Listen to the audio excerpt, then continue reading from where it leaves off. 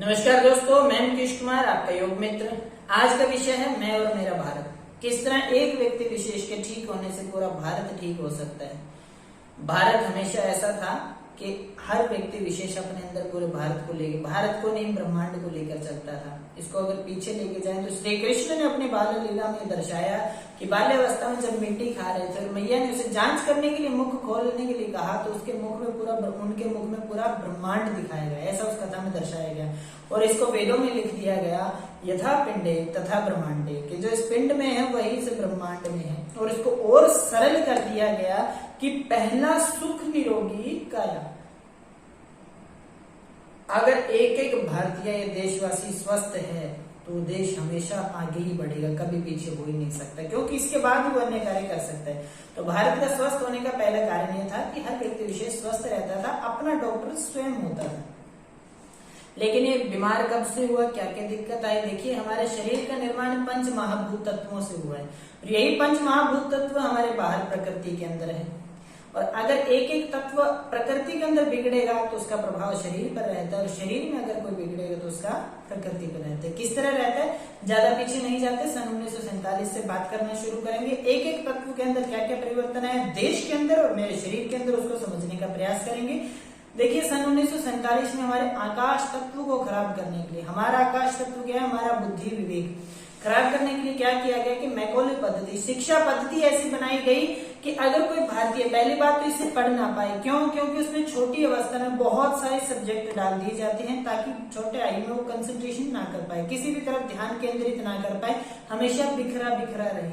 और अगर से भूल से भी कोई बच्चा इस शिक्षा पद्धति को पार कर जाता है तो पढ़ने के बाद उसे भारत के अंदर कुछ अच्छा ना लगे, हमेशा बीमार, बेकार सा या पिछड़ा हुआ देश महसूस हो और हमेशा विदेश में चला जाए। और आज वो हो रहा है, जो जितना ज्यादा पढ़ा हुआ है वो सीधा विदेश में जा रहा है। क्यों? क्योंकि शिक्षा पद्धति ऐसी है, हमारा आकाश तत्व बेकार कर दिया गया हमारी शिक्षा प्रणाली से। और आज के समय में अगर आकाश तत्व की बात करें तो 2G 3G स्पेक्ट्रम जो घोटाले हुए हैं 10-15 साल पहले की बात है, तो ये दर्शाते हैं कि हम ऊपर नजर उठाकर जो नीले आकाश को हम देखते हैं कि नीला आकाश हमारा ही, आपका नहीं है, बिक चुका है विदेशी कंपनियों को। एरिया दे दिया गया कि इतना स्थान आपका है, इतना स्थान आपका है, आपके सिर के ऊपर जो नीला आकाश है वो भी बेचा जा चुका है। किस तरह दूर संचार जो प्रणाली है, जो आप फोन पे प्रयोग करते हो, नेट का प्रयोग करते हो, आज के समय में जो 5G का प्रयोग किया जा रहा है, ये और खतरनाक तरीके से हमें बीमार किया जा रहा है, क्योंकि रेडिएशन निकल रही है, उसका प्रभाव हमारे ऊपर आता ही आता है। तो चलिए, हमने पहला जो आधारभूत तत्व आकाश तत्व पार किया सन 1947 से लेकर अब तक। दूसरा तत्व बिगाड़ना शुरू किया विदेशियों ने भारत के अंदर सन 1965 के करीब, जब हरित क्रांति भारत के अंदर प्रवेश किया। एक खतरनाक बीमारी हरित क्रांति जो भारत के अंदर आई। बीमारी इसलिए कह रहा हूँ क्योंकि इस समय भारतीय हमेशा भोले वाले रहते थे, जल्दी विश्वास कर लेते हैं सामने वाले पे, और थोड़ा सा कुछ दिखा दिया जाए तो उसको तो अपने ऊपर लागू कर लेते हैं। जैसे उत्पादन बढ़ाया गया, किस तरह पेस्टिसाइड का प्रयोग किया। देखिए, भारत के अंदर इतने जीव जंतु थे कि प्राकृतिक औषधि या खाद हमेशा तैयार रहती थी। प्राकृतिक रूप से इतनी खाद होती थी कि कोई आवश्यकता नहीं रहती थी, लेकिन इन्हें या विदेशियों के दबाव में हमारी सरकार ने ऐसे नियम बनाए कि विदेशियों का भारत में प्रवेश किया गया और पेस्टिसाइड के माध्यम से जहर हमारी धरती माता को दिया गया और वही जहर हमारे शरीर के अंदर आया और बहुत सारे रोग हो गए। धरती बेकार, हम बेकार। धरती के अंदर जो उत्पन्न हुआ वो जहर आएगा, वो हमारे अंदर आएगा। और ये स्तर इतना बढ़ गया कि शारीरिक रूप से आप विकास को देखना चाहेंगे तो देखिए, 30 से 40 साल पहले भारतीयों के अंदर जो एवरेज हाइट थी वो नियर अबाउट 6 फीट या इससे ज्यादा ही थी, 6 फीट से कम कोई नहीं था। लेकिन आज के समय में अगर बात करते हैं तो हमारी जो भोजन प्रणाली जो भूमि से उत्पन्न होते हैं उसके कारण एवरेज हाइट बहुत कम हो गई है। सभी छोटे छोटे दिखाई देते हैं। पूरे गांव गली मोहल्ले में शायद एक आधा बच्चा रहता है जो 6 फीट की हाइट को क्रॉस करता है। स्वास्थ्य की बात नहीं कर रहा, सिर्फ शारीरिक विकास की बात कर रहा। तो दूसरा जो आधारभूत तत्व था खराब कर दिया हमारा भूमि तत्व, 1965 से लेकर अब तक खराब होता जा रहा है। ठीक है, उसके बाद बढ़ते हैं हमारे जो ठंडक बढ़ाता है या गर्मी उत्पन्न करता है, अग्नि तत्व। अग्नि तत्व को खराब करने के लिए क्या किया गया कि एक कंपनी है जो एक देश के अंदर रहती है, रेफ्रिजरेटर का वो कार्य करती है, लेकिन वहां पर इतने ज्यादा रेफ्रिजरेटर हो गए कि ओजोन लेयर के अंदर छेद हो गया। तो उस देश ने क्या किया, उस कंपनी के ऊपर बैन कर दिया, कहा कि आप अपने बोरिया बिस्तरा उठाएं और यहाँ से चले जाओ। अब उसका व्यापार बंद हो गया तो उसने इधर उधर देखा तो भारत देश दिखाई दिया, जहाँ की जो हमारी सरकार कहे कोई भी हो लेकिन वो जल्दी मान जाते विदेशियों की। उन्होंने कहा कि हम अपना व्यापार शुरू करना चाहते हैं, उन्होंने व्यापार शुरू करने की अनुमति दे दी। नहीं देखा कि क्या प्रभाव रहेगा, और आज हर भारतीय के अंदर, हर घर के अंदर रेफ्रिजरेटर और एसी, जो सीएफसी गैस छोड़ते हैं, इतनी जहरीली गैस, और वो भारत के अंदर बढ़ा दी गई। भारत का जो प्राकृतिक रूप से तापमान बहुत ज्यादा बढ़ गया। तापमान अगर प्रकृति का बढ़ेगा तो हमारा भी बढ़ेगा। हमारा किस तरह बढ़ेगा, अप्राकृतिक रूप से आप ठंडे पेय पदार्थों का प्रयोग करते हो, शरीर का तापमान बढ़ता है। बाहर से अप्राकृतिक रूप से एसी का प्रयोग करके तापमान कम रखते हो, शरीर का तापमान बढ़ता है। तो शरीर के अंदर एसिडिटी बढ़ गई, एसिडिटी से बीमारी आई, cervical migraine, stress, tension, depression तक गए, जो आपकी ब्लॉकेज होती है, हार्ट अटैक, लकवा तक आप चले गए। जब से रेफ्रिजरेटर एसी नहीं होते थे भारत के अंदर, इसमें से एक भी बीमारी नहीं थी। जब से आई ठंडी चीजें शुरू हुई, हमारे अंदर ये बीमारी आनी शुरू हो गई। देखिए विषय में बहुत सारी चीजें बताने की है, लेकिन प्रयास करूंगा कम से कम बातें आपको बताई जाए ताकि आप उसे समझ सके और इसे लागू कर सके। तो हमारे 3 आधारभूत तत्व खराब कर दिए गए सन 1947 के बाद की बात है। पहले हमारा आकाश तत्व, दूसरा हमारा भूमि तत्व, उसके बाद आया हमारा अग्नि तत्व जो प्रभावित किया, और अग्नि तत्व के बाद आती है जल तत्व के बारे में।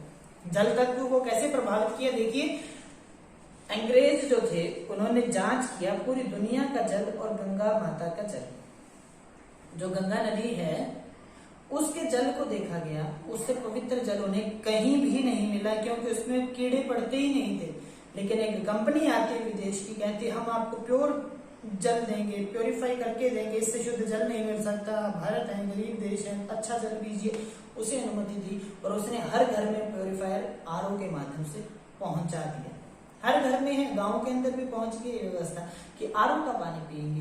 देखिए भारत नदियों का देश हमेशा रहता था, आध्यात्मिक रूप से उसकी पूजा होती थी, उस जल की, उस नदी की। आज भारत के अंदर बहुत सारी नदियां विलुप्त हो गई, कारण हमारी मूर्खता।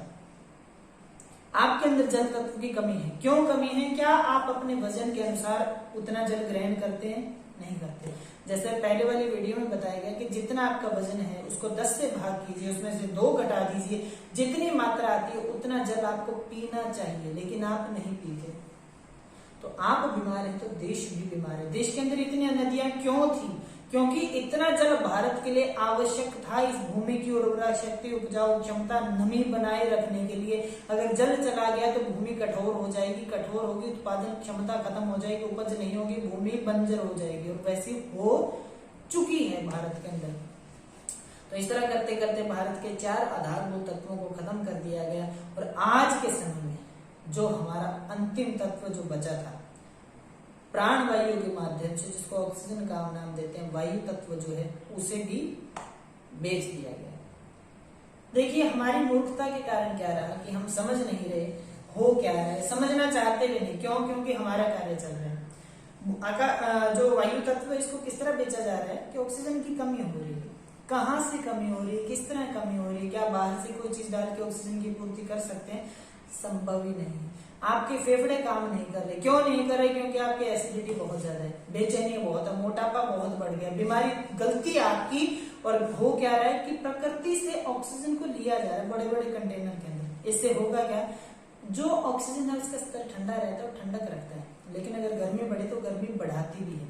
अगर प्रकृति से ऑक्सीजन को निकाल के कंटेनर में बंद कर दिया जाएगा तो प्रकृति का संतुलन बिगड़ जाएगा। जिस तरह अगर कुछ समय के लिए आपके शरीर से प्राण वायु को खींच लिया जाए, आपके लंग्स से ऑक्सीजन को खींच लिया जाए, इसका अगर 50% एरिया बंद कर दिया जाए जहां से वायु जाए, तो आप बहुत बेचैन हो जाते हैं, यहाँ तक कि मृत्यु का भय भी आपको लगना शुरू हो जाता है। तो प्रकृति के साथ क्यों छेड़खानी की जा रही है? क्यों अनुमति दी जा रही विदेशी कंपनियों को कि आइए आप ऑक्सीजन के कंटेनर सेल कीजिए भारत के अंदर? भारत के अंदर कोई रोक टोक नहीं है, क्योंकि सन 1947 से लेकर आज तक बिकता ही रहेगा। अगर आप चाहते हैं भारत सुधरे, भारत बचे और भारत हमेशा आगे बढ़े, तो एक ही कार्य है, वो है पहला सुख निरोगी काया। इसे लागू कर लीजिए। आप स्वस्थ रहिए, एक व्यक्ति स्वस्थ रहेगा, एक परिवार स्वस्थ रहेगा, एक समाज स्वस्थ रहेगा, फिर एक क्षेत्र, एक गांव, एक शहर, एक पूरा का पूरा भारत स्वस्थ हो जाएगा। कड़ी जुड़ेगी, लेकिन पहले कड़ी बनिए तो सही। घर से जो सुख सुविधा जो संबंधित चीजें उनको हटाइए। पहला, प्रेशर कुकर हटा दीजिए, क्योंकि उससे इतने बुरे तरीके से भोजन बनता है, आप बीमार हो जाते हैं। प्रेशर कुकर हटेगा। रेफ्रिजरेटर का प्रयोग कम से कम करो, हो सके तो ना करें, लेकिन संभव ना हो तो कम से कम। दूसरा, एसी का प्रयोग बंद कर दीजिए। हो सकता है कुछ समय आपको बुरा लगे, शरीर को अच्छा ना लगे, लेकिन एसी बंद रहेगा तो आप सीएफसी गैस से बचेंगे। प्रकृति के अंदर ओजोन लेयर खराब नहीं होगी, तापमान नहीं बढ़ेगा, आप ठीक रहेंगे। कोशिश कीजिए कम से कम संसाधनों का प्रयोग करें, वापिस भारत के अंदर भारतीय बन जाए, अपना कार्य स्वयं कीजिए। स्वयं करेंगे आप स्वस्थ होंगे, भारत अपने आप स्वस्थ हो जाए। कुछ करने की आवश्यकता नहीं, कोई विधि कोई तकनीक नहीं है जो भारत को बढ़ा दे, संभव ही नहीं है। जब तक एक भारतीय स्वस्थ नहीं है, खुद का डॉक्टर खुद नहीं बनेगा, भारत विकसित नहीं हो सकता। फैमिली डॉक्टर आ गए घर के अंदर, क्यों? क्योंकि बीमारी घर पर आ गई। तो डॉक्टर को फैमिली का हिस्सा ना बनाए, आप स्वयं अपना बुद्धि विवेक का प्रयोग करें, निर्णय लें। देखिए, प्रयास मेरा था कि जो चीजें मुझे अनुभव में आई आपको बताया जाए। कम से कम कोई व्यक्ति जागृत हो जो अपने देश के लिए, अपने लिए कार्य करे और मेरे देश को फिर से बचाए इन विदेशियों से। देखिए, सरकार कोई भी होती है, हो सकता है उनकी कोई मजबूरी हो, क्योंकि हमारे पास बहुत सारी चीजें नहीं। सरल रूप से देखिए, ये जो महामारी की अगर बात करते हैं, भारत के ऊपर इतनी मेहरबानी क्यों है? छोटे छोटे देश हैं, ईरान है, इराक है, सूडान है, नेपाल है, पाकिस्तान है, बांग्लादेश है, वहां पर ये नहीं जा रहे, वहां पर ये ऑक्सीजन के कंटेनर नहीं पहुंचा रहे, वहां पर ये दवाइयां नहीं पहुंचा रहे। क्यों? क्योंकि भारत के अंदर जनसंख्या ज्यादा है। जनसंख्या ज्यादा है इसका मतलब बाजार ज्यादा है, बाजार ज्यादा है इसका मतलब आमदनी ज्यादा है, लाभ ज्यादा है। तो उन्हें सिर्फ और सिर्फ लाभ से मतलब है, आपके स्वास्थ्य से कोई मतलब नहीं है। ये पहले भी होता रहा है, बहुत सारे अच्छे व्यक्ति ने इसे दर्शाया, समझाया, लेकिन वो नहीं रहे या उन्हें रहने नहीं दिया, उन्हें मार दिया गया। बहुत सारे उदाहरण, उनके ऊपर फिर कभी चर्चा करेंगे। तो प्रयास था कि आप इस चीज को समझिए, अपने जीवन में लागू करें, सच्चाई को समझने का प्रयास कीजिए कि आप अपने आप को बचाएंगे तभी भारत बचेगा, नहीं कोई भी नहीं बचा सकता। कोई चमत्कार नहीं होता, ना होगा, जब तक आप अपने ऊपर निर्णय नहीं लेंगे।